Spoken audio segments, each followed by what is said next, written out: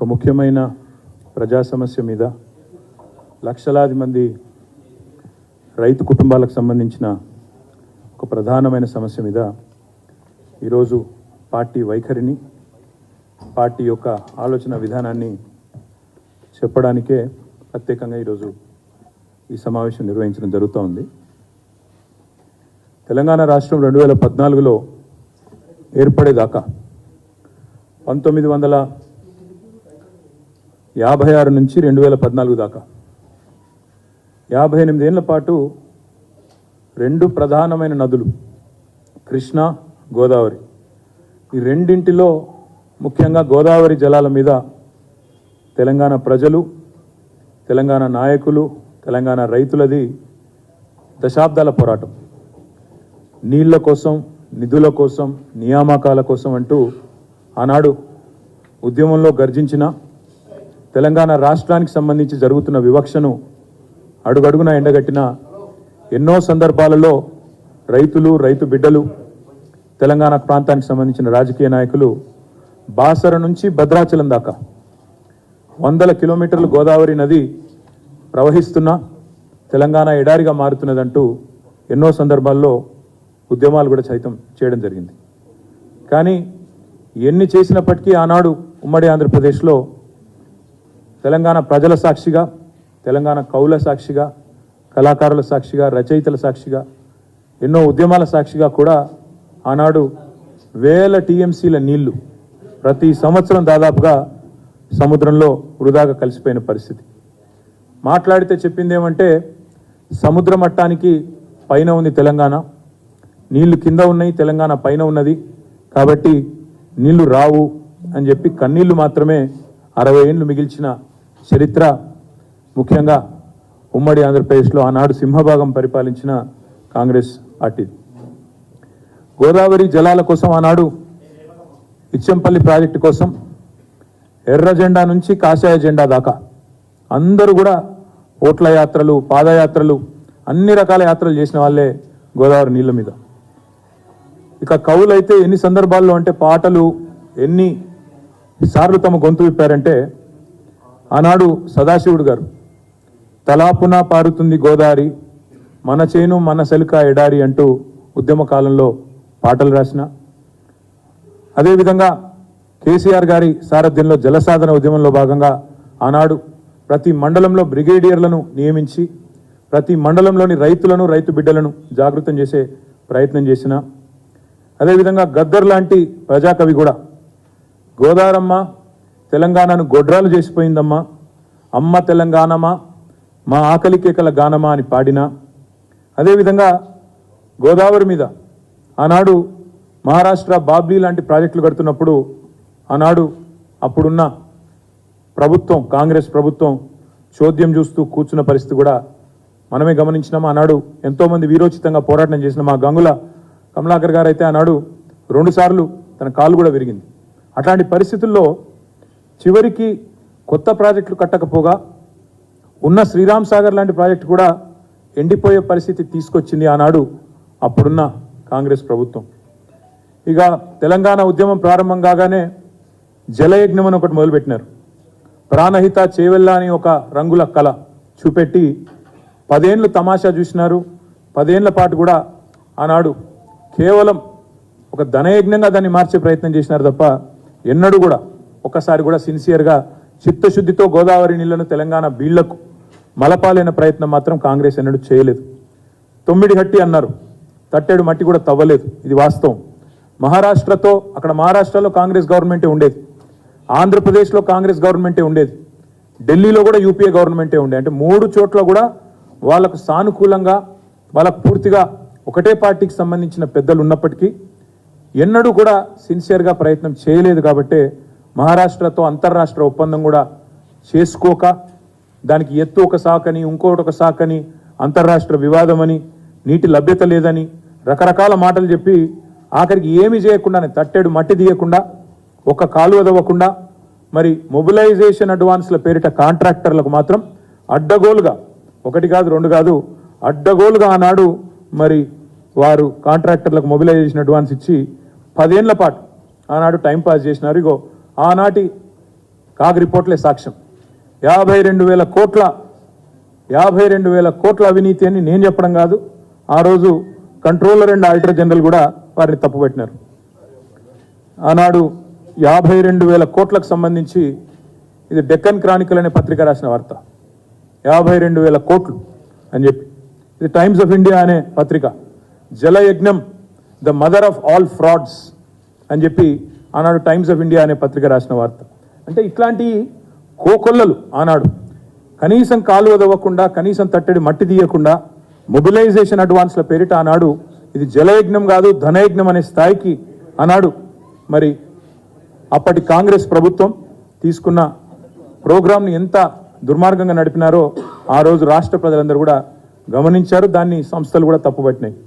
10 ఏళ్ళు కేంద్రంలో, 10 ఏళ్ళు ఇక్కడ ఆంధ్రప్రదేశ్లో, 10 ఏళ్ళు మహారాష్ట్రలో ఉన్నప్పటికీ ఒక్క అనుమతి కూడా కనీసం గోదావరి మీద సాధించని దుస్థితి కాంగ్రెస్ యొక్క, ఆనాటి కాంగ్రెస్ యొక్క పార్టీ యొక్క దివాలా కోరు రాజకీయానికి నిదర్శనం మళ్ళొకసారి నేను విజ్ఞప్తి చేస్తా ఉన్నాను. తెలంగాణ రాష్ట్రం ఏర్పడ్డ తర్వాత, ఎందుకంటే నీళ్ల కోసమే జరిగిన పోరాటం కాబట్టి, నీళ్లలోనే నిప్పులు పుట్టించిన ఉద్యమం కాబట్టి, తెలంగాణ రాష్ట్రం ఏర్పడ్డ తర్వాత గోదావరి నీళ్లను మన బిల్లుకు మళ్లించాలనే ఒక సదుద్దేశంతో ప్రాణహిత చేవెళ్ల ప్రాజెక్టును ఆనాడు, ఎందుకంటే సిడబ్ల్యూసి స్వయంగా చెప్పింది ఈ ప్రాజెక్టు సరైన ఆలోచన కాదు అని. అందుకే కేసీఆర్ గారు నిపుణులతో, మేధావులతో, రిటైర్డ్ ఇంజనీర్లతో, సర్వీస్లో ఉన్న ఇంజనీర్లతో, అదేవిధంగా కేంద్ర ప్రభుత్వ రంగ సంస్థలతో అందరితో కూడా చర్చించిన తర్వాత వాటి నివేదికలు తీసుకున్న తర్వాతనే ఆనాడు గోదావరి నీళ్లను తెలంగాణ బిల్లుకు మళ్లించాలనే ఒక భగీరథ ప్రయత్నం ప్రారంభించినారు. అప్పటికే మహారాష్ట్ర చెప్తా ఉంది, అక్కడ బీజేపీ ప్రభుత్వం వచ్చింది. మేము ఎట్టి పరిస్థితుల్లోనూ కూడా తుమ్మిడిహెట్టి దగ్గర ముంపుకు గురవుతుంది మా ప్రాంతం, కాబట్టి ఒప్పుకోం అని అక్కడ మహారాష్ట్ర ప్రభుత్వం తెగేసి చెప్పింది.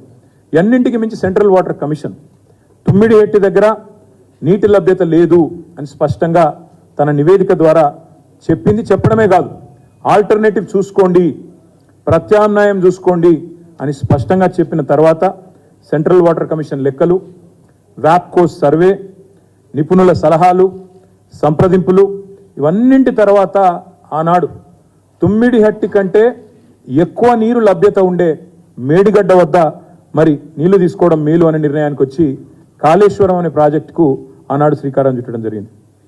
అనేక సార్లు, ఒకసారి కాదు అనేక సార్లు పక్క రాష్ట్రంలో బీజేపీ గవర్నమెంట్ ఉన్నా, వారితో రాజకీయంగా వైరుధ్యం ఉన్నా అనేక సార్లు అక్కడికి పోయి మేడిగడ్డ దగ్గర మేము కట్టుకోబోతా ఉన్నాం, మరి ప్రాణహిత గోదావరి మొత్తం అంతా కూడా అక్కడ అద్భుతమైన నీటి లభ్యత ఉన్న ప్రాంతంలో కట్టడం వల్ల మాకు లాభం జరుగుతుంది, మా రాష్ట్రానికి, అదేవిధంగా మీకు కూడా ఇబ్బంది తప్పుతుందని చెప్పి వారిని ఒప్పించి అంతర్రాష్ట్ర ఒప్పందం కూడా చేసుకొని మరి ఒక డిప్లొమసీ చూపెట్టి, ఒక వాటర్ డిప్లొమసీ అనే కొత్త ఆలోచన విధానాన్ని కూడా శ్రీకారం చుట్టి గోదావరి పైన బరాజుల నిర్మాణం చేయడం జరిగింది. పక్క రాష్ట్రంతో పంచాయతీలు పెట్టుకొని అంతర్రాష్ట్ర ఇబ్బందులు, అంతర్రాష్ట్ర వివాదాలని చెప్పి ఉమ్మడి ఆంధ్రప్రదేశ్లో ప్రాజెక్టులు కట్టకుండా మరి ఆనాడు ఇబ్బంది పెడితే జల దౌత్యం నెరిపి మొత్తానికి అన్ని అనుమతులు కూడా సాధించి కాలంతో పోటీ పడుతూ కాళేశ్వరం ప్రాజెక్టు నిర్మించిన ఘనత గౌరవ పెద్దలు కేసీఆర్ గారిది. చాలామంది మిత్రులు మాట్లాడుతున్నారు ఈ మధ్యన, కాళేశ్వరం అంటే ఒక మేడిగడ్డ మాత్రమే అన్నట్టు, కాళేశ్వరం అంటే ఒక బరాజ్ మాత్రమే అన్నట్టు కొంతమంది తెలిసి తెలవక, తెలిసి కూడా కావాలని ప్రజల్ని తప్పుదోవ పట్టించడానికి కూడా మాట్లాడుతున్న పరిస్థితి. అసలు కాళేశ్వరం అంటే ఏమిటి అనేది రాష్ట్ర ప్రజలకు ఈరోజు చెప్పదలుచుకున్నాం. దాంతోపాటు తప్పకుండా రాష్ట్ర ప్రజలకు, అదేవిధంగా కొంతమంది తెలిసి తెలియక మాట్లాడుతున్న వాళ్ళకు కూడా సజీవంగా చూపెట్టాలన్న ఉద్దేశంతో మేము మేడిగడ్డకు కూడా బయలుదేరిపోబోతా ఉన్నాం.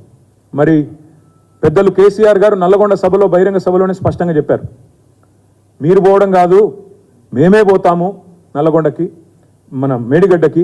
మేడిగడ్డ మాత్రమే కాదు, అన్నారం పోతాము, సుందిల్ల పోతాము, మొత్తం కాళేశ్వరంలోని కాళేశ్వరం ప్రాజెక్టు యొక్క సమగ్ర స్వరూపాన్ని ప్రజలకు అర్థమయ్యేటట్టు వాళ్లకు సజీవంగా చూపెడతాము అనే మాట కూడా ఈ సందర్భంగా నేను విజ్ఞప్తి చేస్తా ఉన్నా.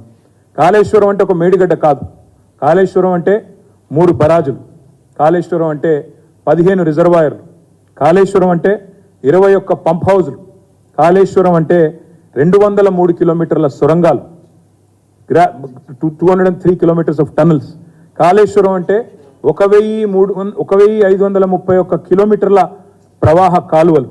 కాళేశ్వరం అంటే 98 కిలోమీటర్ల ప్రెషర్ మెయిన్స్, 141 టీఎంసీల స్టోరేజ్ కెపాసిటీ, 240 టీఎంసీల వినియోగం. అంటే స్టోరేజ్ 141 టీఎంసీ అయితే యూటిలైజేషన్ 240 టీఎంసీలు. ఇవన్నిటి సమగ్ర సమాహారమే కాళేశ్వరం తప్ప ఒక బరాజ్ కాదు. 1,00,000 కోట్ల విలువ చేసే ప్రాజెక్టు అని ఒకవైపు చెప్తూ 1,00,000 కోట్లు కొట్టుకపోయింది అని చెప్పి ఒకవైపు చిల్లర మాటలు మాట్లాడుతూ ఒక 3-3.5 వేల కోట్ల బరాజుని, అందులో 84 పిల్లర్లుంటే 3 పిల్లర్లకు ప్రమాదం వస్తే మొత్తం బరాజే కొట్టుకపోయింది అన్నట్టుగా, ఏదైతే కాళేశ్వరం మొత్తమే కొట్టుకపోయింది అన్నట్టుగా చిత్రీకరించే ప్రయత్నం చేస్తున్నారో అందుకే ప్రజలకు చెప్పేది, కాళేశ్వరం అంటే ఒక మేడిగడ్డ కాదు. కాళేశ్వరం అంటే 3 బరాజులు, 15 రిజర్వాయర్లు, 21 పంపింగ్ స్టేషన్లు, పంప్ హౌజులు, 203 కిలోమీటర్ల టనల్స్, 1531 కిలోమీటర్ల కాలువలు, ఎన్నింటితో పాటు అన్నింటికి మించి 40 లక్షల పైచిలుకు ఎకరాలకు నీరిచ్చే కామధేనువు Kaleshwaram. Kaleshwaram is not a simple project. 88 మీటర్ల ఎత్తు నుంచి, సముద్ర మట్టం మీద 88 మీటర్ల ఎత్తు నుంచి 618 మీటర్ల ఎత్తుకి మరి గోదావరి గంగను పైకి తీసుకొని పోయే, ఏటికి ఎదురెత్తుతూ పైకి తీసుకొని పోయే ఒక బృహత్తరమైన కార్యక్రమం కాళేశ్వరం.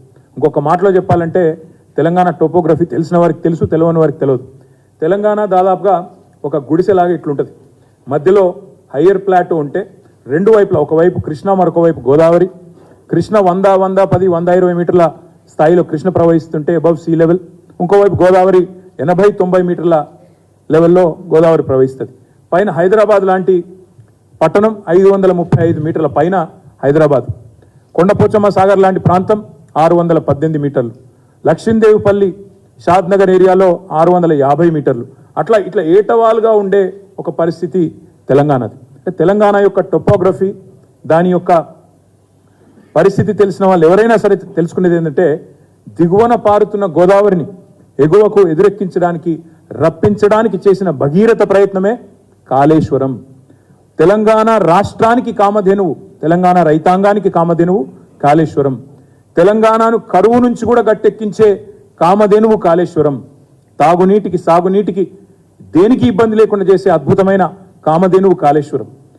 ఎన్నో కేసులు వేసినారు, ఈ ప్రాజెక్టు కాకుండా చేయాలి, కేసీఆర్కు మంచి పేరు వస్తుంది, తెలంగాణ దశాబ్దాలు పడ్డ కష్టం తీరిస్తే కేసీఆర్ శాశ్వతంగా ప్రజల గుండెల్లో మిగిలిపోతాడని చెప్పి ఎన్నో కేసులు వేసిన తర్వాత కూడా వాటన్నిటిని అధిగమించి, ఎన్నో రకాల ప్రయత్నాలు చేసినా వాటన్నిటిని అధిగమించి 400 పైచిలకు అనుమతులు సాధించి కేంద్ర ప్రభుత్వం ద్వారా, సిడబ్ల్యూసి కావచ్చు, ఫారెస్ట్ అండ్ ఎన్వైరన్మెంట్ మినిస్ట్రీ కావచ్చు, ఇంకా ఇతర శాఖలు కావచ్చు, గోదావరి గంగను మన పొలాల్లో ఉప్పొంగేలాగా చేసింది ఆనాడు కేసీఆర్ గారి నాయకత్వం, తెలంగాణ ఆనాటి ప్రభుత్వం. మీరు ఎత్తు మీద ఉన్నారు, మీకు నీళ్లు రావు అని చెప్పి దశాబ్దాల పాటు జరిగిన దగ ఏదైతే ఉందో, మోసం ఏదైతే ఉందో, దానికి చరమగీతం పాడుతూ దానికి ముగింపు పలికి గోదావరిలో మన వాటాను మనం తీసుకునే స్థాయికి కాళేశ్వరం ప్రాజెక్టుతో మన హక్కును మనం కాపాడుకున్న మన విషయాన్ని కూడా మన రాష్ట్ర రైతాంగానికి కూడా నేను విజ్ఞప్తి చేస్తా ఉన్నా. ఆనాడు ప్రాణహిత చేవల్ల అనే ఓ ప్రాజెక్టు తెలంగాణ ఉద్యమ దెబ్బకు జడిసి జలయజ్ఞంలో ఆదరాబాదరగా పెట్టినారు. ప్రాణహిత నుంచి 9 నుంచి నీళ్లు తీసుకొస్తాం, హైదరాబాద్ పక్కనే ఉండే చేవెళ్లకు నీళ్లు తెస్తామని చెప్పి నమ్మబలికి ఆనాడు ఆదరాబాదరగా ప్రాజెక్ట్ డిజైన్ చేశారు. చేస్తే 100 కిలోమీటర్ల, ఎక్కడ చేవెళ్ళ, ఎక్కడ 9 ఎక్కడ కాగజ్ నగర్, అక్కడి నుంచి ఇక్కడికి నీళ్లు తీసుకొచ్చే ప్రాజెక్టులో ఆనాడు మరి స్టోరేజ్ కాన్సెప్టే లేదు. అంటే వరద నీటిని తీసుకొని మళ్ళీ నింపుకోవాలి, వరద కాలం 90 రోజుల, 120 రోజుల, 3 నెలల, 4 నెలల వరద వర్షాకాలంలో వచ్చినప్పుడు దాన్ని తీసుకొని నిల్వ ఉంచుకోవాలనే కాన్సెప్టే లేకుండా కేవలం 100 కిలోమీటర్లు 9 నుంచి ప్రాణహిత నుంచి చేవెళ్ళకి తీసుకొచ్చే ఆనాటి ప్రాణహిత చేవెళ్ళ ప్రతిపాదనలో 16 టీఎంసీల సామర్థ్యం మాత్రమే, 16.4 టీఎంసీల రిజర్వాయర్లు మాత్రమే ఆనాడు పొందుపరచడం జరిగింది. దాన్ని పూర్తిగా సవరించి ఆనాడు అది కూడా లేదు, నిజానికి స్టోరేజ్ కాన్సెప్టే లేదు, మన్నించాల. అక్కడి నుంచి నీళ్లు లిఫ్ట్ చేస్తాం, 16.4 టీఎంసీల నీళ్లు లిఫ్ట్ చేసి 16.5 లక్షల ఎకరాలకు నీళ్ళు ఇస్తామని చెప్పినారు తప్ప రిజర్వాయర్ కూడా ప్లాన్ చేయలేదు. కానీ ఎప్పుడైతే కాళేశ్వరాన్ని ప్రతిపాదించడం జరిగిందో కేసీఆర్ గారు, ఆ కాళేశ్వరం ప్రాజెక్టు సమగ్ర స్వరూపమే మారి మేడిగడ్డ, అన్నారము, సుందిళ్ళ దగ్గర 3 బరాజులు, 141 టీఎంసీల సామర్థ్యం ఉన్న స్టోరేజ్ రిజర్వాయర్లు, వాటిని నీటిని లిఫ్ట్ చేయడానికి 88 మీటర్ల నుంచి 618 మీటర్లకు ప్రపంచంలోనే అతి పెద్దదైన లిఫ్ట్ ఇరిగేషన్ ప్రాజెక్టు కట్టాలి అంటే బాహుబలి మోటార్లు కూడా పెట్టి 139 మెగావాట్ల సామర్థ్యం ఉండే మోటార్లను కూడా పెట్టి ఒక జలధార, జీవధార తెలంగాణకు కాళేశ్వరాన్ని ఆనాడు కేసీఆర్ గారు కరువు అనేది మళ్ళీ తిరిగి మన వైపు చూడకుండా ఒక వరప్రధానిలాగా నిర్మించడం జరిగింది. కొత్త ఆయకట్టు, అదేవిధంగా స్థిరీకరించబడే ఆయకట్టు, స్టెబిలైజేషన్ అండ్ న్యూ ఆయకట్టు రెండు కలిపితే 40 లక్షల పైచీలకు ఎకరాలకు నీళ్ళిచ్చే ఒక బృహత్తరమైన తెలంగాణని సస్యశ్యామలం చేసే ఒక బృహత్తరమైన ఆలోచన కాళేశ్వరం. మరి దీన్ని కూడా కేవలం ఎప్పుడు చెప్తుంటారు పెద్దలు, ప్లాన్ ఏ ఉండాలి, ప్లాన్ బి ఉండాలి అని. అంటే ఒకవేళ ఒకటి విఫలమైనా నెక్స్ట్ ప్రత్యామ్నాయం కూడా ఉండాలని చెప్తారు. అదే పద్ధతుల్లో చాలా ఆలోచనతో తెలివిగా ఇంజనీర్లు అందరూ కూర్చొని అహోరాత్రులు శ్రమించి డిజైన్ చేసిన ప్రాజెక్టు, ప్లాన్ చేసిన ప్రాజెక్టు కాళేశ్వరం. ఇది మల్టీ స్టేజ్ లిఫ్ట్ ఇరిగేషన్ అని మీకు తెలుసు. ప్రతిసారి మేడిగడ్డ నుంచే ఎత్తిపోయాల్సిన అవసరం కూడా లేదు. ప్రతిసారి మేడిగడ్డ నుంచే నీళ్లు ఎత్తి ఆల్ ద వే కొండపోచమ్మ సాగర్కి తీసుకురావాల్సిన అవసరం లేదు. ఒకవేళ కడెం ప్రాజెక్ట్ నుంచి కనుక ఓవర్ఫ్లో వచ్చి ఎల్లంపల్లికి వస్తే అక్కడి నుంచే నీళ్లు తీసుకోవచ్చు. లేదా శ్రీరామ్ సాగర్ ప్రాజెక్ట్ నుంచి డైరెక్ట్గా ఒకవేళ వరద వస్తే ఫ్లడ్ ఫ్లో ద్వారా మిడ్ మానేర్ నుంచి లిఫ్ట్ చేయొచ్చు. ఈ రెండూ జరగని పక్షంలో ఎప్పటికీ పెరీనియల్ సోర్స్గా కిందికి నీళ్లు పోతా ఉన్నాయి 88 మీటర్ల స్థాయి కాబట్టి అక్కడి నుంచి అవసరమైతే మరి మేడిగడ్డ నుంచి కూడా ఎత్తిపోసుకునే ఒక సౌలతు, ఒక సౌలభ్యం ఆనాడు ఈ ప్రాజెక్టులో ఇమిడి ఉన్నాయి. అంటే 3 రకాలుగా నీళ్లను లిఫ్ట్ చేసుకోవచ్చు. కడెం నుంచి ఓవర్ఫ్లో వస్తే ఎల్లంపల్లి నుంచి నీళ్ళు తీసుకోవచ్చు. లేదా ఎస్ఆర్ఎస్పి నుంచే ఓవర్ఫ్లో ఫ్లడ్ ఫ్లో ద్వారా వస్తే మిడ్మానేర్ నుంచే నీళ్ళు తీసుకోవచ్చు. ఈ రెండిట్లో కూడా కుదరకపోతే మేడిగడ్డ నుంచి కూడా లిఫ్ట్ చేసుకునే విధంగా ఇన్ని ఆల్టర్నేటివ్స్తో కాళేశ్వరం ప్రాజెక్ట్ని ఎలాంటి పరిస్థితుల్లో కూడా, అంటే అత్యంత దుర్భిక్ష కరువు పరిస్థితి ఉన్నా కూడా మనం ఎలాంటి ఇబ్బంది లేకుండా తెలంగాణ రైతాంగం ఇబ్బంది పడకూడదు, మంచినీటికి హైదరాబాద్ కూడా ఇబ్బంది పడకూడదన్న ఉద్దేశంతో కాళేశ్వరాన్ని పూర్తి స్థాయిలో ఆలోచనతో మనం నిర్మించుకోవడం జరిగింది. ఇందులో భాగంగా శ్రీరామ్ సాగర్ కానీ, నిజాం సాగర్ కానీ, సింగూర్ కానీ, అప్పర్ మానేర్ కానీ ఇట్లా మీడియం తరహా ప్రాజెక్టులు, మేజర్ ప్రాజెక్టులు ఏవైతున్నాయో వాటిని కూడా, వాటి ఆయకట్టును కూడా స్టెబిలైజ్ చేసే విధంగా కాళేశ్వరాన్ని డిజైన్ చేయడం జరిగింది. కొత్త ఆయకట్టు, స్టెబిలైజ్ చేసే పాత ఆయకట్టు మొత్తం కలిపితే 40 లక్షల ఎకరాలకు ఆనాడు కాళేశ్వరం ద్వారా ఎజెండా మనం ఆలోచనలో పెట్టుకున్న కార్యక్రమం. శివాలయంలాగా శిథిలమైపోయిన శ్రీరామ్ సాగర్ కూడా ఈరోజు జల కళతో జీవం పోసుకున్నది అంటే దానికి ముమ్మాటికి కారణం కాళేశ్వరమే. వరద కాలువ, ఫ్లడ్ ఫ్లో, మా కళ్ళ ముందే ఫ్లడ్ ఫ్లోలో ఒకనాడు పిల్లలు క్రికెట్ ఆడుకున్న పరిస్థితి, తుమ్మలు మొలిచిన దుస్థితి, కాకతీయ కాలువలో తుమ్మలు మొలిచిన పరిస్థితి, ఫ్లడ్ ఫ్లోలో పిల్లలు క్రికెట్ ఆడుకునే పరిస్థితి మీరు చొప్పదండిలో, అక్కడ అదేవిధంగా మన పక్కనే ఉండే కోరుట్లలో, అదేవిధంగా బోయిన్పల్లి ఆ ప్రాంతంలో మీరు పోయినట్టయితే మీకు తెలుస్తుంది పూర్వ కరీంనగర్ జిల్లాలో ఆ ఫ్లడ్ ఫ్లోని ఏ రకంగా గతంలో ఉండేదో మా కమలాకర్ గారికి ఇంకా బాగా తెలుసు. కానీ అదే వరద కాలువని ఒక రిజర్వాయర్ లాగా మార్చి దాన్ని కూడా నీటి స్టోరేజ్కి వాడుకొని దాని ద్వారా కూడా చెరువులను నింపి లక్షల ఎకరాలకు నీళ్ళు అందించిన అద్భుతమైన ప్రాజెక్టు కాళేశ్వరం. కాకతీయ కాలువ 6 నెలల పాటు ఆరకుండా పారి ఇవాళ చివరి మడిని కూడా తడిపింది అంటే ఉత్తమ్ కుమార్ రెడ్డి గారు కూడా తెలుసు. ఆయన ప్రాతినిధ్యం వహిస్తున్న ప్రాంతం హుజూర్ నగరు, కోదాడ, ఆయన శ్రీమతి ప్రాతినిధ్యం వహిస్తున్న నియోజకవర్గం కోదాడ, తుంగతుర్తి, సూర్యాపేట, డోర్నకల్లు, మహబూబాబాద్, కోదాడ కిందికి మనకు అక్కడ దాకా నీళ్లు వచ్చినాయంటే అవి కాళేశ్వరం నీళ్ళే అనే మాట ఉత్తమ్ కుమార్ రెడ్డి గారికి కూడా మనసు నిండా తెలుసు. ఎందుకంటే ఎస్ఆర్ఎస్పి కట్టిన నాటి నుంచి నేటి వరకు ఈ టైలెండ్కి ఎప్పుడు నీళ్లు రాలేదు. కాళేశ్వరం ప్రాజెక్టు పూర్తయిన తర్వాతనే మనం కాళేశ్వరం మహత్యమే ఈ ప్రాంతాలన్నిటికీ నీళ్ళు అందింది అనేది, కాళేశ్వరం చలవతోనే అనేది ఉత్తమ్ కుమార్ రెడ్డికి కూడా మనసు నిండా తెలుసు. కానీ బయటికి చెప్పలేకపోతా ఉండవచ్చు, చెప్పడానికి బేసిజం అడ్డం వస్తూ ఉండవచ్చు. ఎండాకాలంలో కూడా మా నియోజకవర్గంలోని అప్పర్ మానేరు దుంకింది అంటే మరి అది కాళేశ్వరం అలుగుబోసింది అంటే అది కాళేశ్వరం మహత్యం కాదా నేను అడుగుతా ఉన్నా. కాళేశ్వరం యొక్క మల్టీపర్పస్ అని, మల్టిపుల్ బెనిఫిట్స్ అని ఎందుకు చెప్తున్నా అంటే కాళేశ్వరం అనేది కేవలం నీళ్లు లిఫ్ట్ చేయడమే కాదు, కాళేశ్వరం ప్రాజెక్టు ద్వారా చెరువులు నింపుకున్నాం, కాళేశ్వరం ప్రాజెక్టు ద్వారా వాగులలో కూడా నీళ్లు పోసాం. మెదక్ జిల్లాలోని హల్దీ వాగులో, మెదక్ జిల్లాలోని ప్రస్తుత సిద్దిపేట జిల్లాలోని కూడవెల్లి వాగులో కాళేశ్వరం జలాలతో నీళ్లు నింపింది వాస్తవం కాదా?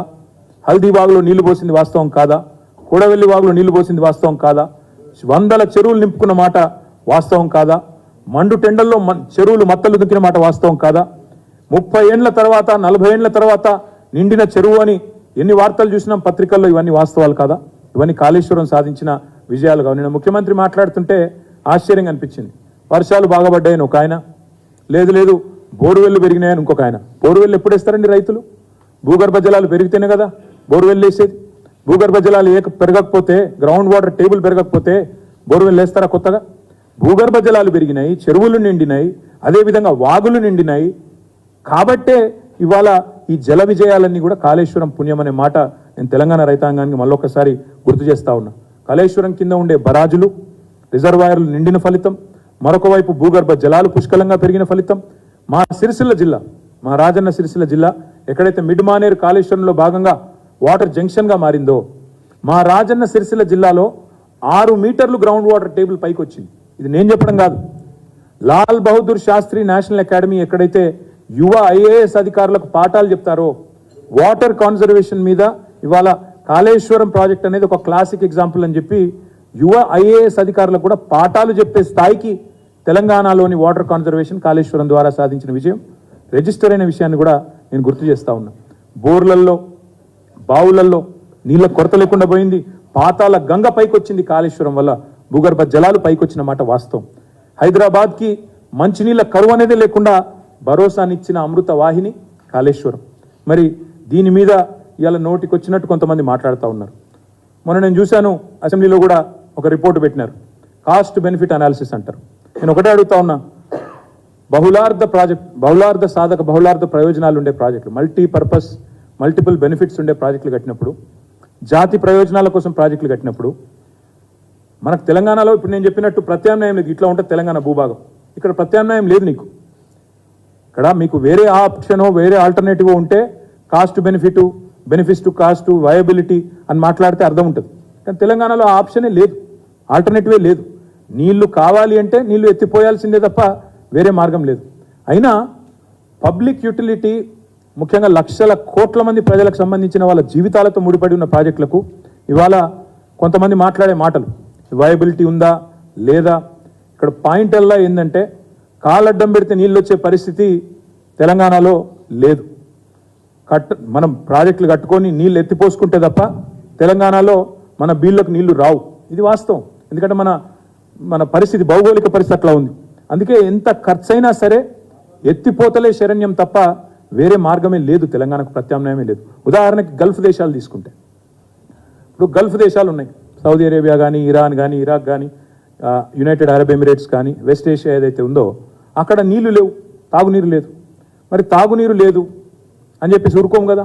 సముద్ర నీళ్లు ఉన్నాయి పక్కన, సముద్ర నీళ్ళకి డీసాలినేషన్ చేసి, వాటిలో ఉప్పు ఏదైతే ఉంటుందో డీసాలినేషన్ చేసి ఎంత ఖర్చైనా సరే మంచినీళ్ళు తాగాల్సిందే తప్ప వేరే మార్గం అయితే లేదు కదా.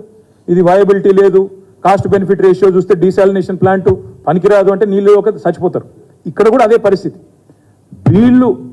బీళ్లుగా మారిపోయిన తెలంగాణ పొలాలు, దశాబ్దాల పాటు జరిగిన ఉద్యమాలు, తెలంగాణలో రైతుకు జరిగిన అన్యాయం, ఇవన్నిటినీ దృష్టిలో పెట్టుకునే ఎంత ఖర్చైనా సరే ఎత్తిపోతలే శరణ్యమని ఒక కామన్ సెన్స్ ఉండే కాబట్టే, ఇంజనీర్లు చెప్పిండ్రు కాబట్టే మనం ఎత్తిపోతల పథకాలు చేసుకున్నాం.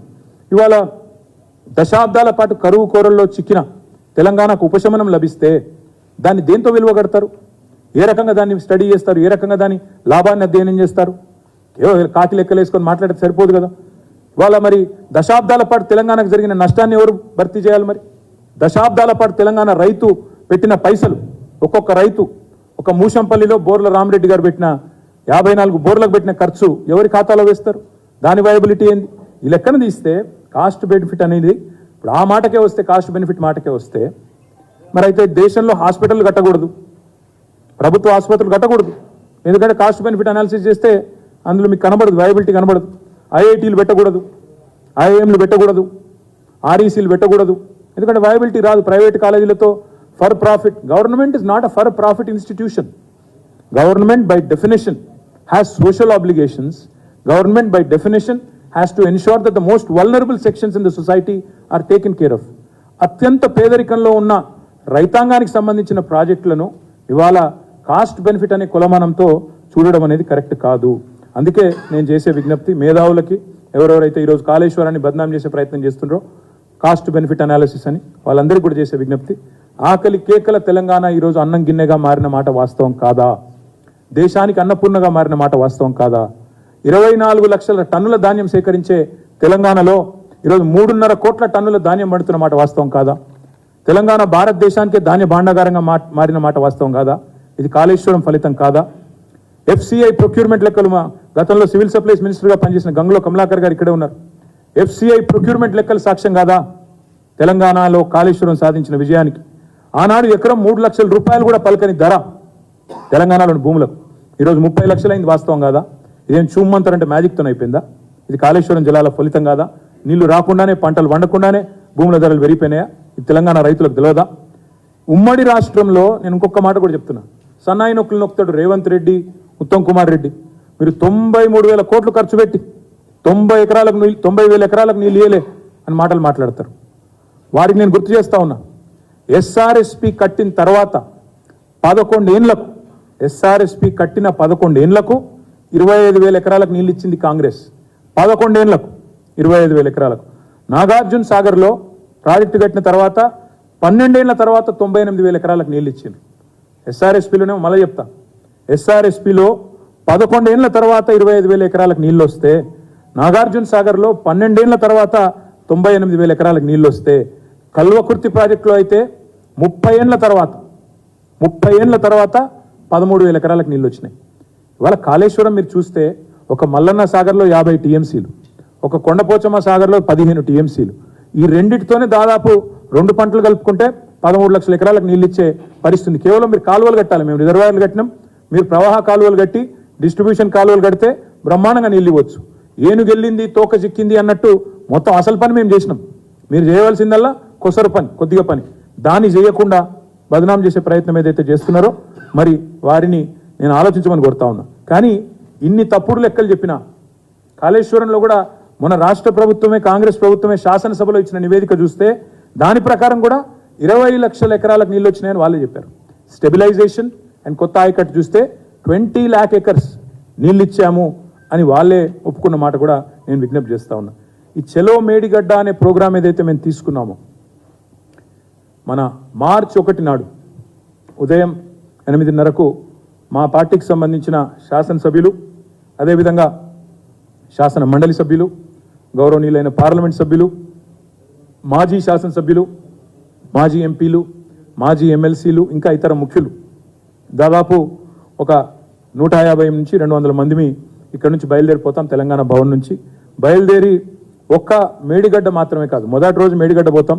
ఆ తర్వాత తెలంగాణకు కామధేనువుగా ఉన్న కాళేశ్వరం ప్రాజెక్టును దశల వారీగా ప్రజలకు మళ్ళొక్కసారి ఆవిష్కృతం చేస్తూ, వాళ్ళ మనసులో ఉండే అనుమానాలు నివృత్తి చేస్తూ, కాళేశ్వరం అంటే ఒక బరాజ్ కాదు, ఎంత సమగ్రమైన ప్రాజెక్టో వారికి వివరించి ముందుకు పోతాం.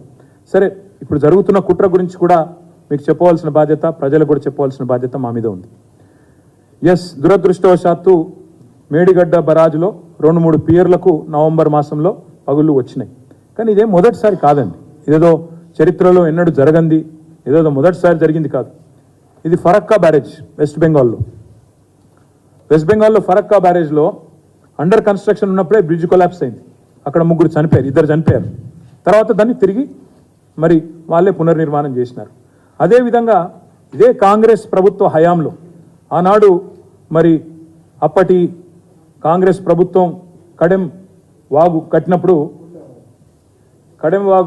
ప్రాజెక్టు కట్టినప్పుడు కూడా మొత్తంగా ఆనాడు కడెం ప్రాజెక్ట్ కొట్టుకుపోయిన పరిస్థితి 1950వ దశకంలో. మా అక్క గుర్తు చేస్తూ ఉంది, గుండ్లవాగు, ములుగు నియోజకవర్గం, గోవిందరావుపేట మండలం, గుండ్లవాగు అని ప్రాజెక్ట్ కట్టినారు. మా రమణారెడ్డి గారు కూడా చెప్తా ఉండే, ఇప్పుడే సత్యవతి గారు కూడా చెప్తా ఉండే. 2006-7 ప్రాంతంలో అప్పుడు రాజశేఖర రెడ్డి గారు ముఖ్యమంత్రిగా దానికి మరి పునాది రాయి వేస్తే, ఆ రోజు సంవత్సరం తిరగకుండానే 2 సార్లు కొట్టుకుపోయింది, ఒకసారి కాదు. గుండ్లవాగు ప్రాజెక్టు ఇది వాస్తవం కాదా? ఈరోజు మంత్రిగా ఉన్న సీతక్క గారు ఆ రోజు అప్పుడు ఓడిపోయి ఉన్నారు, శాసనసభ్యురాలుగా పోటీ చేసి ఓడిపోయి ఉన్నారు. వారు వరంగల్ నుంచి గుండ్లవాగు ప్రాజెక్టు దాకా గోవిందరావుపేట దాకా పాదయాత్ర చేసి ధర్నాలు చేసి నాన్న రాద్ధాంతం చేసిన మాట వాస్తవం కాదా? ఇది మీ కాంగ్రెస్ ప్రభుత్వంలో జరగలేదా? ఇదేమన్నా కొత్త? మూసీ ప్రాజెక్టుకు గేట్లు కొట్టుకపోలేదా? పులిచింతలలో సమస్యలు రాలేదా? ప్రకాశం బరాజులో సమస్యలు రాలేదా? ధవళేశ్వరంలో సమస్యలు రాలేదా? ఈ దేశంలో సాగునీటి ప్రాజెక్టులు కట్టినప్పుడు ఎక్కడన్నా సమస్యలు వస్తే వాటిని ఎట్లా పరిష్కరించాలనే ఓర్పు నేర్పు ఉండాలా? 1950వ దశకంలో ఇప్పుడే నేను చెప్పినట్టు కడెం మొదటి వరదకే మొత్తం కొట్టుకుపోయింది 57లో.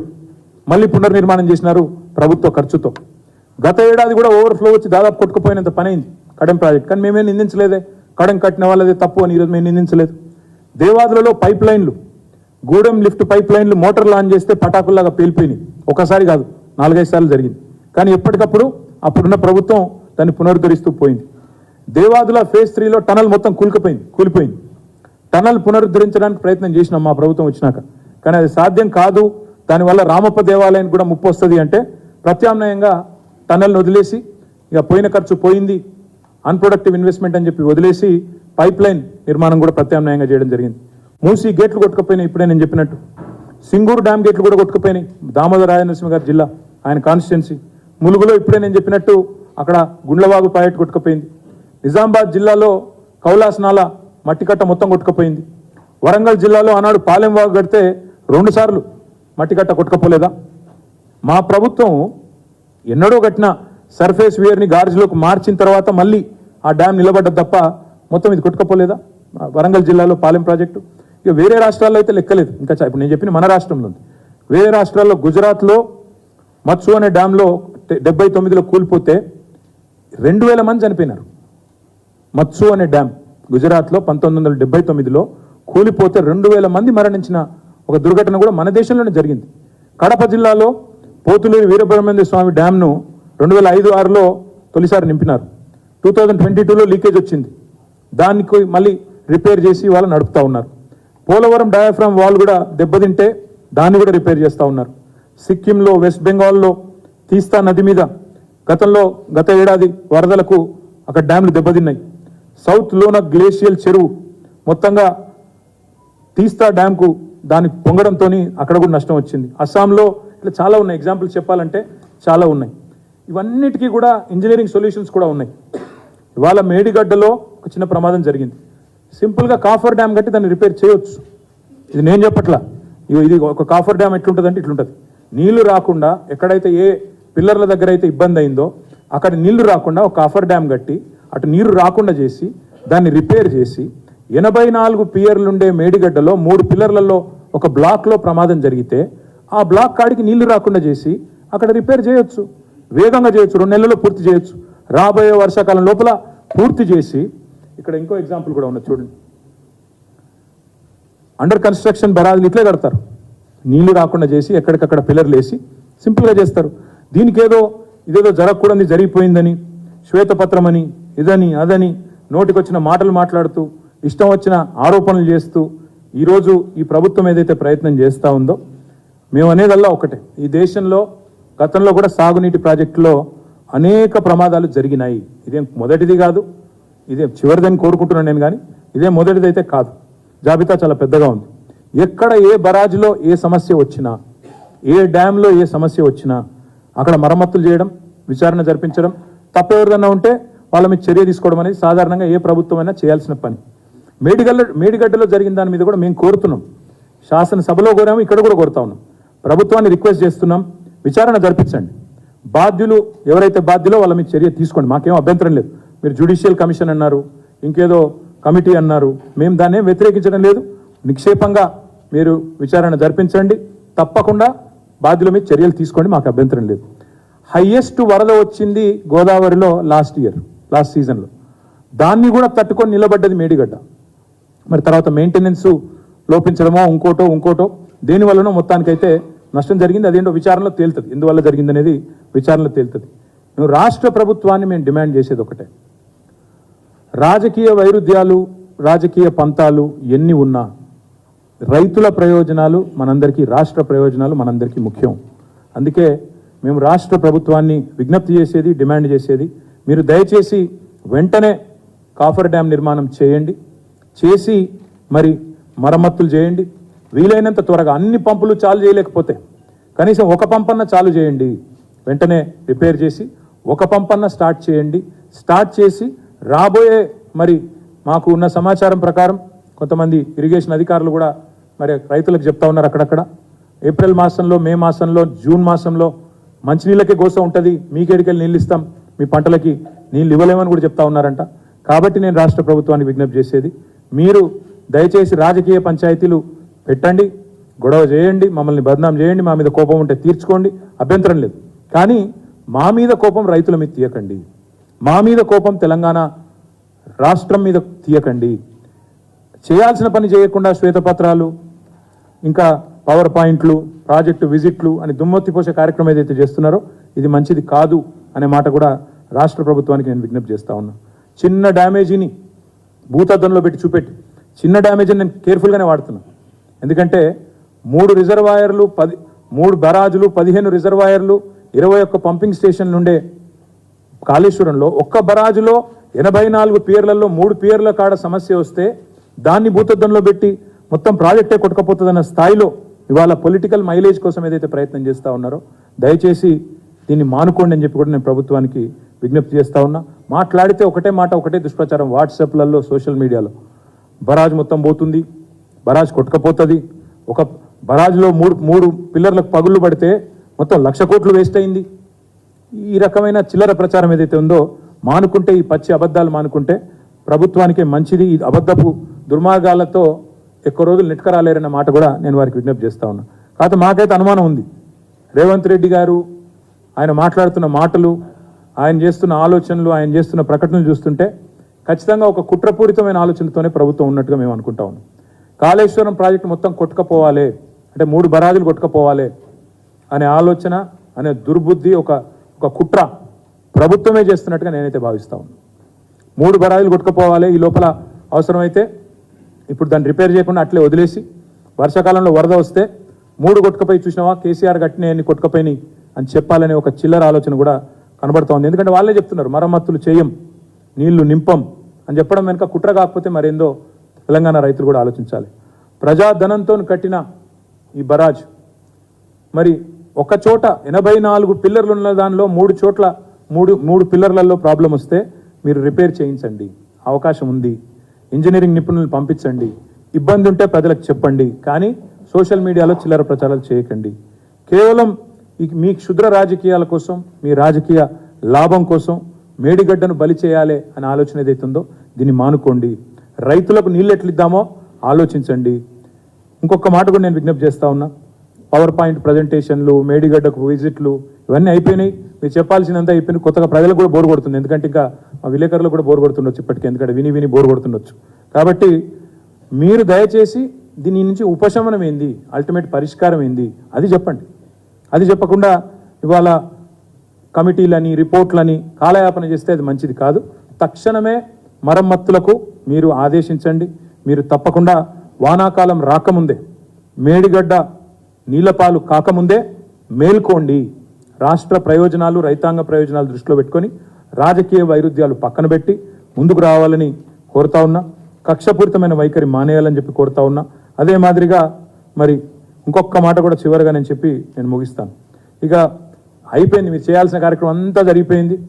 కాగ్ రిపోర్ట్ అన్నారు, వయబిలిటీ అన్నారు, కాస్ట్ అన్నారు, బెనిఫిట్ అన్నారు, మొత్తం ప్రాజెక్టు కొట్టుకపోతుందనే దుష్ప్రచారం, మీకు అనుకూలంగా ఉండే పత్రికల్లో నానా వార్తలు అవన్నీ చేసినారు. ఇక చాలు. మీరు చేయవలసింది ఇప్పుడు నిజంగా రైతుల మీద ప్రేమ ఉంటే, తెలంగాణ మీద ప్రేమ ఉంటే రిపేరు చేసి మేడిగడ్డ బరాజ్ను వెంటనే కనీసం ఒక పంపన్న ఆన్ చేసి నీళ్ళు ఎత్తిపోసి మరి రాబోయే రోజుల్లో పంటలు ఎండకుండా, మంచినీటికి సమస్య కాకుండా, హైదరాబాద్ కూడా డ్రింకింగ్ వాటర్కి సమస్య కాకుండా చేయాలని చెప్పి కూడా నేను విజ్ఞప్తి చేస్తూ, మళ్ళొక్కసారి మీ అందరికి కూడా నా విజ్ఞప్తి ఏమంటే, మరి 1 మార్చి నాడు దయచేసి మీడియాను కూడా నేను రిక్వెస్ట్ చేస్తా ఉన్నా, మీరు కూడా రండి. మీకు కూడా యాక్చువల్ కాళేశ్వరం ప్రాజెక్ట్ యొక్క సమగ్ర స్వరూపాన్ని మీకు కూడా ప్రత్యేకంగా ఏర్పాట్లు చేస్తాం. మీరు కూడా రావాలి. మీరు కూడా మేడిగడ్డ 88 మీటర్ల నుంచి మొదలు పెడితే 618 మీటర్ల దాకా మీకు చూపెడతాం.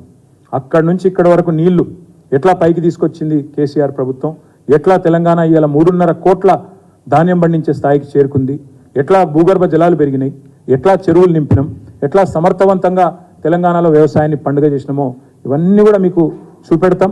ఇవాళ చిన్న చిన్న సమస్యను భూతద్దంలో పెట్టి పెద్దగా చేసే ప్రయత్నం ఏదైతే చేస్తున్నారో దాన్ని కూడా తప్పకుండా ప్రజలకు ఎక్స్ప్లెయిన్ చేస్తాం. చివరిగా వీళ్ళు చేస్తున్న దుష్ప్రచారాన్ని, చిల్లర ప్రచారాన్ని తిప్పికొట్టడానికి కూడా కాళేశ్వరం యొక్క వాస్తవాలు, సమగ్ర స్వరూపాన్ని కూడా ఇది మీకు కూడా నివేదిక అందజేస్తాం అందరికీ. దయచేసి ఇందులో అన్ని కూడా డీటెయిల్స్ ఉన్నాయి. ఎందుకు రీడిజైన్ చేయాల్సి వచ్చింది ఏమంటారు, ఇవి కూడా మీ అందరు కూడా అందజేస్తాం, మా టీం అందజేస్తుంది.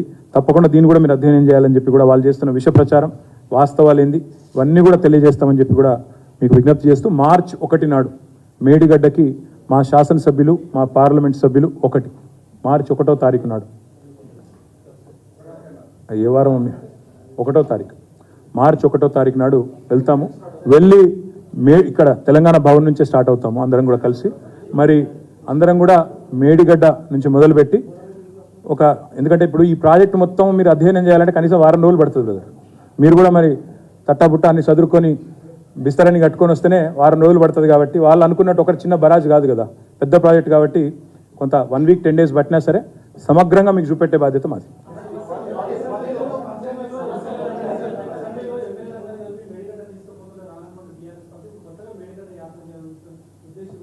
కొత్తగా ఏముంది ఇందులో?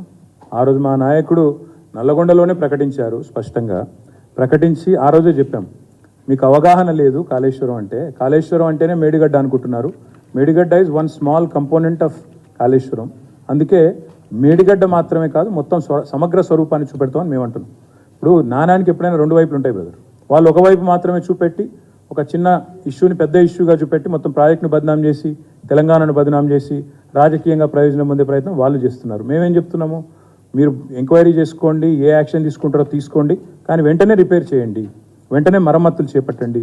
మీరు కట్టిన ప్రాజెక్టుల్లో ఇబ్బందులు వస్తే మేము ఆల్రెడీ రిపేర్ చేయించినాం, మరమ్మతులు చేసినాం, నడిపినాం.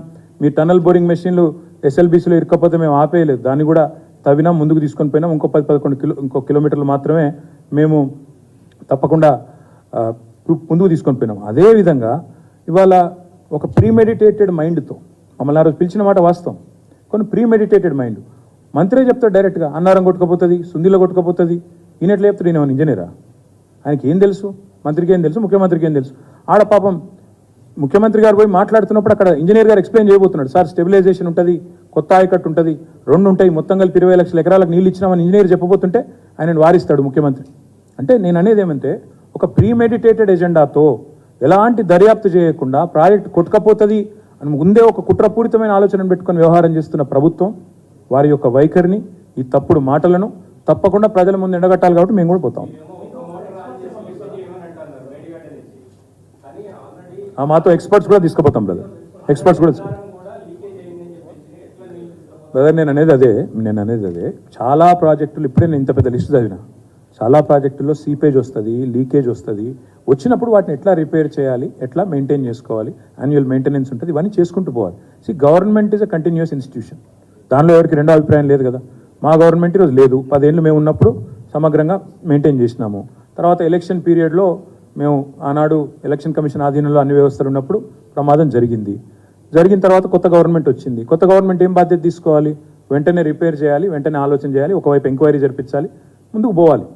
ఇప్పుడు మేము ప్రభుత్వంలో ఉన్న నాడు ఒక పంప్ హౌస్లోకి నీళ్ళు వచ్చి మునిగింది, దాన్ని మళ్ళీ రిపేర్ చేసి పునరుద్ధరించి మళ్ళీ నడిపినాం కదా. శ్రీశైలం వాళ్ళు కట్టిన శ్రీశైలంలోని జన్కో ప్రాజెక్టులో కూడా నీళ్ళు వచ్చినాయి కదా, అక్కడ కూడా మేము రెస్టోర్ చేశాం కదా. మేమేం బదనాం చేయలేదు కదా, శ్రీశైలం మీరు కట్టారు, ఇంజనీరింగ్ తప్పు కాబట్టి ఈరోజు ఇట్లా అయింది. బదనాం చేసే కార్యక్రమం తర్వాత చేద్దరు, మాకు ఇబ్బంది ఏం లేదు.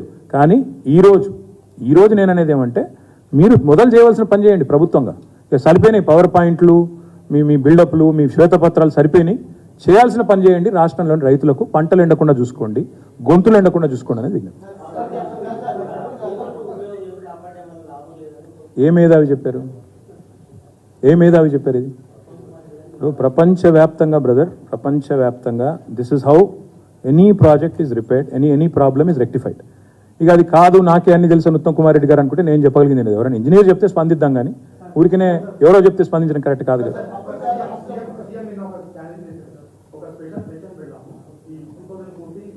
And I am going to confine myself only to Medigadda today because నేను మళ్ళీ దానిగానే రాహుల్ గారు మీరు వేరే రాస్తారు మళ్ళీ వేరే కాడికి పోతారు నాకు తెలుసు.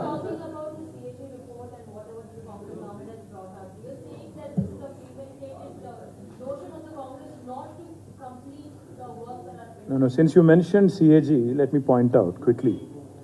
This is what Honorable Prime Minister of India, Manmohan Singh, had said on coal scam when CAG had pointed out that it's a scam. He had slammed it. He said it's basically nothing but a frivolous piece of paper. This is what the then Congress government had said when it was pointed out that in Jalayagnam మొత్తం 52,000 కోట్ల నష్టం జరిగింది అని ఆనాడు అప్పటి ప్రభుత్వం మీద CAG report ఇస్తే this is what Deccan Chronicle head written back then 52,100 crores cost of dam delays against the Congress government. ఆ రోజు అప్పటి ముఖ్యమంత్రి గారు అన్న మాట ఒకసారి నేను మీకు రిపీట్ చేయాల్సిన అవసరం ఉంది. ఆ రోజు ముఖ్యమంత్రి గారు ఏం చెప్పారు అంటే this is what Congress party head said then. They said, CAG is sensationalizing its reports by adding zeros. This is what Congress had said. The then Chief Minister had said this. It's not a Bible, it's not Quran, it's not Gita. Kiran Kumar Reddy had said this. This is Congress government. This is the Prime Minister. CAG report is flawed. CAG report, which had exposed irregularities apparently, was slammed by the Congress party. Likewise, CAG had also exposed land scams in Andhra Pradesh government in Congress tenure. Likewise, Congress, so many things in Telugu. This was Enadu. 900 crores of worth of. So, let me ask you then. CAG report to Aroj correcta kada. Let Congress come and take a stand. If it was wrong then, it is wrong today. If it was right then the Chief Minister should have owned up and quit. But the Chief Minister then goes on to say, అది Bible కాదు Quran కాదు. Prime minister himself says it's flawed. They are exaggerating by adding zeros. So what should we say today? What do you want me to say about it today? I'm not saying it's premeditated. All I'm saying is the Congress cannot have double standards when it comes to this. కాంగ్రెస్కి ఆ రోజు CAG వాళ్ళు చెప్పింది ఇది. How much inflation happened, how mobilisation advances have help the contractors in Jalayagnam. This was written very widely and by all public. This is what Times of India had called it. Mother of all frauds. So if it was right then, probably it is right today. If it was wrong then, it's also wrong today is all I'm going to say. I'm going to take the same stand as the then government, the then Chief Minister, the then Prime Minister.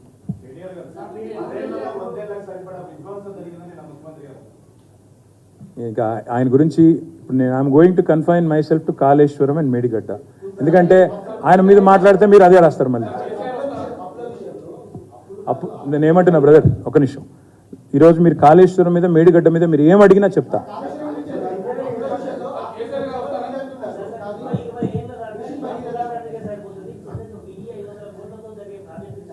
కట్టి చూపెట్టమనండి brother, వద్దని ఎవరన్నారు? ఇప్పుడు అప్పుల మీద అంత బాధ ఉంటే కాంగ్రెస్ ప్రభుత్వానికి అప్పు తీసుకోకుండా నడపమని చెప్పండి. ఎవరు వద్దంటున్నారు? మేము 10 ఏళ్లలో చేసిన అప్పు గురించి అధికంగా మాట్లాడే కాంగ్రెస్ పార్టీ, కాంగ్రెస్ ప్రభుత్వం 2 నెలల్లో చేసిన అప్పు ఎంత అండి? ఈరోజు ప్రభుత్వం ఈ 2 నెలల్లో చేసిన అప్పు ఎంత చెప్పమనండి వాళ్ళని. ఇప్పుడు బడ్జెట్ సెషన్లో అడుగుతాం కదా. నేనేమంటున్నా అంటే వాళ్ళకి నిజంగానే చిత్తశుద్ధి ఉంటే ఇంకెన్ని రోజులు దుమ్మెత్తిపోస్తారు బ్రదర్? 100 రోజులు గడుస్తూ ఉంది. మాట నిలుపుకునే పరిస్థితి లేదు. బుకాయించడానికి అటెన్షన్ డైవర్షన్ కోసం ఏదేదో మాట్లాడుతున్నారు. మేము వాటి జోలికి నేను పోను. తొందరపడకు. ఇంకా 5 ఏళ్ళు ఉంది బ్రదర్. 5 ఏళ్ళలో చాలా మాట్లాడేది. తొందర ఎందుకు పడుతున్నావు? ఈరోజు let me answer anything on Medigadda, Kaleshwaram. Happy first రోజు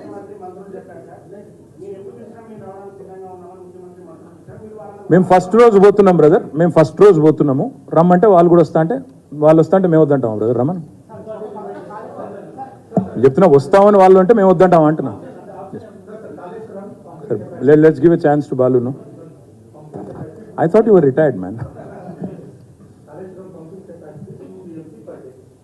Third TMC was shelved by this project, with this government.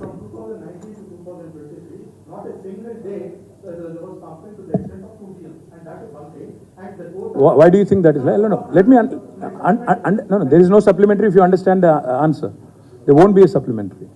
See, in the last 9 years, KCR Garu was running the government.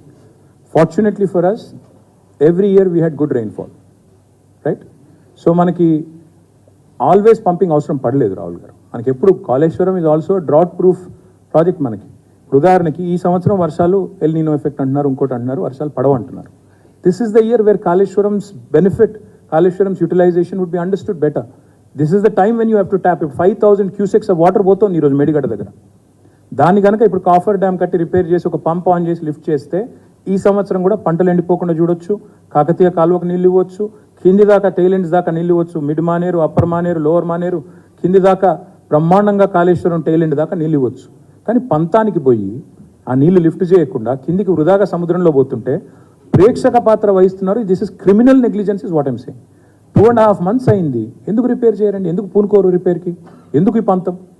రాజకీయంగా ఉంటే విచారణ జరిపించండి, యాక్షన్ తీసుకోండి, చర్యలు తీసుకోండి, no problem. Any government should do that. All we're saying is rectification measures ఎక్కడా, ఎందుకు చేయట్లేదు, ఎందుకు చేయడానికి ఇష్టపడట్లేదు? ప్రాజెక్ట్ కొట్టుకుపోవాలన్నదే మీ ఎజెండానా? మీ కాన్స్పిరసీ, మీ కుట్ర ప్రాజెక్ట్ కొట్టుకుపోవాలనా? వర్షాకాలంలో వరద వస్తే 3 బరాజులు కొట్టుకుపోవడమే మీ ఉద్దేశమా? తద్వారా కేసీఆర్ గారిని బద్నాం చేయడమే మీ ఉద్దేశమా? తర్వాత వచ్చే ప్రాజెక్టులో మళ్ళీ కమిషన్లు కొట్టడమే రేవంత్ రెడ్డి యొక్క ఎజెండానా? అడుగుతా ఉన్నా, తప్పే ఉంది అందులో. If you understand this, then you would understand that there is no supplementary question.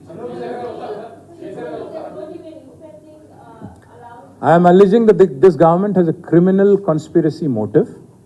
They do not want to repair the one block there is a problem, the three piers there is a problem. This government willfully is showing criminal negligence, and there is a conspiracy angle to this. They want deliberately for the barrage to be washed away in the upcoming rainy season. Therefore, they are not wanting to rectify the problem there. That's my allegation. If that is not true, that is not factually correct, let the minister or the chief minister respond, and let them come on record and tell us why they are not resorting to any kind of rectification measures. We are not against any inquiry, any action to be taken. Please go ahead. We have demanded in the assembly itself. We had even demanded a judicial inquiry if needed. But none of that is happening. Neither an inquiry is happening nor repairs are happening. And the forecast is that this year will be quite bad in terms of drinking water woes, in terms of water for the existing crop and also upcoming crop. So therefore, our demand is straight. Rectification measures తీసుకోండి, parallel గా మీరు ఏం enquiry చేస్తారో చేసుకోండి. కేసీఆర్ గారు ఆ మేడిగడ్డ విజిట్కి రారు, కానీ కేసీఆర్ గారు ఇక్కడ హైదరాబాద్లో మా విజిట్ తర్వాత మీతో మాట్లాడతారు, మీకు అన్ని వివరంగా చెప్తారు. మొత్తం ప్రాజెక్ట్ పర్మిషన్ అవసరమా బ్రదర్? రానివ్వట్లేదా? అవునా?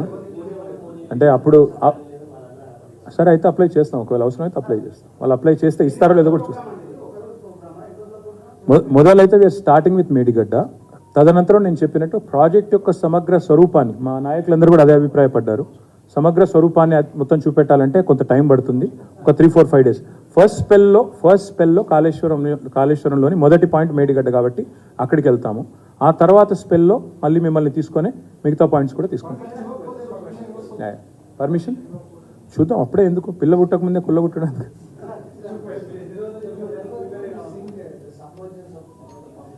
Sorry,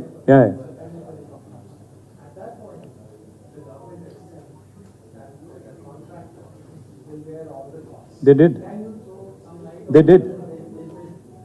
did. That's what I'm saying.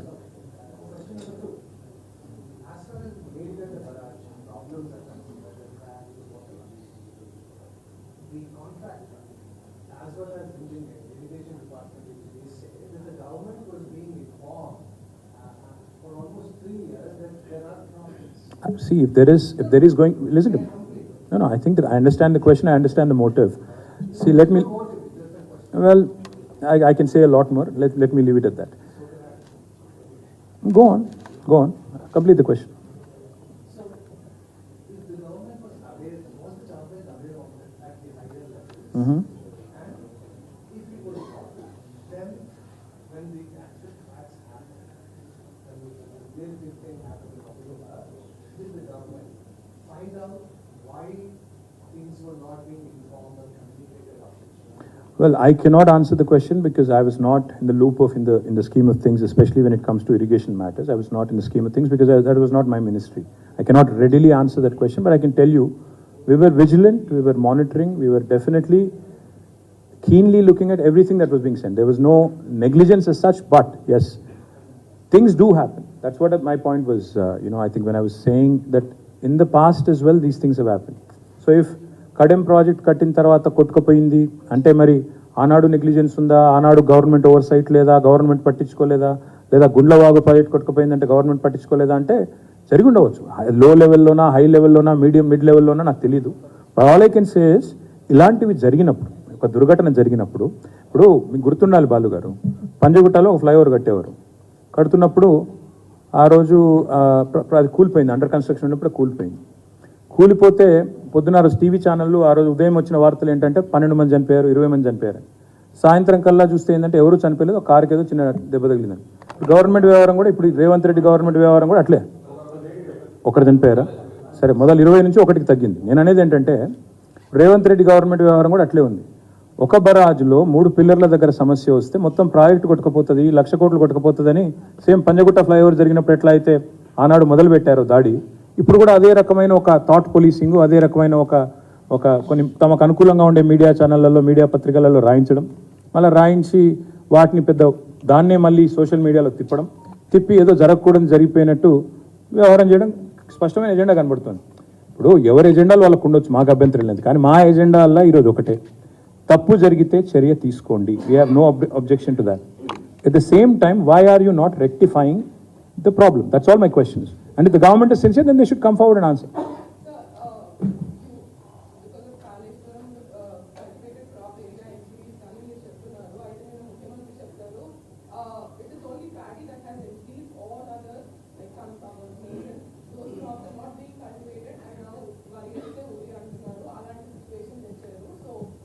The Papa Mukhyamantri Gariki, see, unfortunately, on the one hand he says he's a son of a farmer, but unfortunately he doesn't seem to understand the topography of Telangana, neither the farmers' plight in Telangana. తెలంగాణలో రైతులకి నీళ్లు ఉంటే సహజంగానే first priority ఎప్పుడైనా వరే. ఈరోజు కాదు, దశాబ్దాలుగా, శతాబ్దాలుగా మీరు గణపురం చెరువు కానీ, లక్నవరం చెరువు కానీ, పాకాల చెరువు కానీ ఎక్కడ చూసినా నీళ్లు సమృద్ధిగా ఉంటే మొదలు పోయేది వరికే పోతారు, బియ్యం పండించడానికే పోతారు. ఒకవేళ ఎవరైనా సాంప్రదాయేతర పంటలు వేయాలనే ఒక ఆధునికమైన ఆలోచన, అభ్యుదయ భావాలు ఉన్న రైతులుంటే డిఫరెంట్ క్రాప్స్ కూడా ట్రై చేశారు.